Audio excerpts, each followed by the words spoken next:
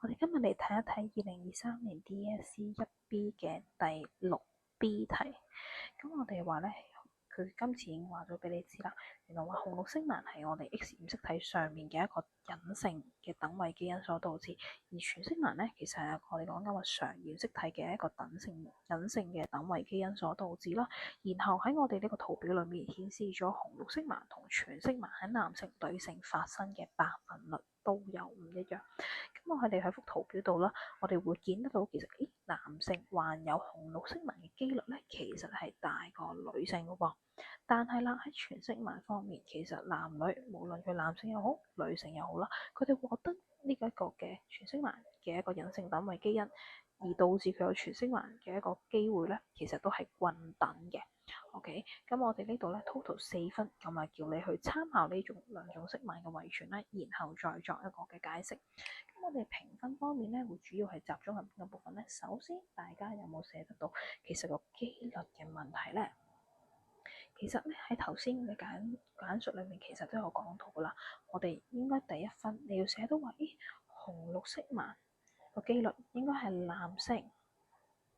患上嘅機率大過女性，而喺我哋全色盲方面咧，其實男女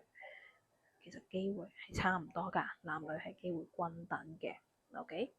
接落去啦，我哋嘅分數點樣俾大家嘅咧？咁除咗解釋完呢樣之後咧，咁我一定係同我哋呢一樣，我哋講緊話染色體有關係啦。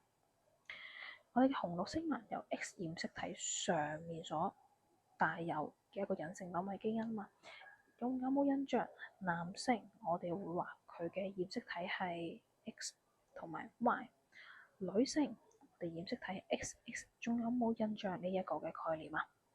由於我哋話紅綠色盲咧，其實係由我哋嘅 X 染色體所攜帶住㗎。男性你會見得到佢只係得一個嘅 X， 女性有兩個嘅 X， 咁意味住啲乜嘢？只要原來男性咧帶有呢一個嘅紅綠色盲嘅一個隱性等位基因咧，咁佢基本上就一定係有個紅綠色盲噶啦。但係女性嘅情況唔同喎，因為我哋話原來女性咧，即使佢係有一個隱性嘅一個等位基因喺度，但係只要佢有多一個顯性正常嘅一個等位基因咧，咁佢顯示出嚟嘅表現型咧，都仍然都唔會係有個紅綠色盲嘅情況喺度㗎。OK， 咁所以咧呢個咧你就要寫得到同佢嗰個嘅等位基因同埋染色體嘅關係啦。我哋會話嗱，女性點解相對於男性嚟講比較難係有個紅綠色盲嘅情況啊？原因因為女性有兩條嘅 X 染色體，佢兩條都要係帶住隱性嘅等位基因，即係 X 細階 B 兩個都要一個咁樣嘅情況，佢先至會有紅綠色盲。否則佢仍然都係一個正常嘅情況，因為正常喺我哋顯性嘅情況之下，佢會遮蓋咗我哋隱性嘅等位基因，所以女性咧一般嚟講好少出現有個紅綠色盲嘅情況喺度啦。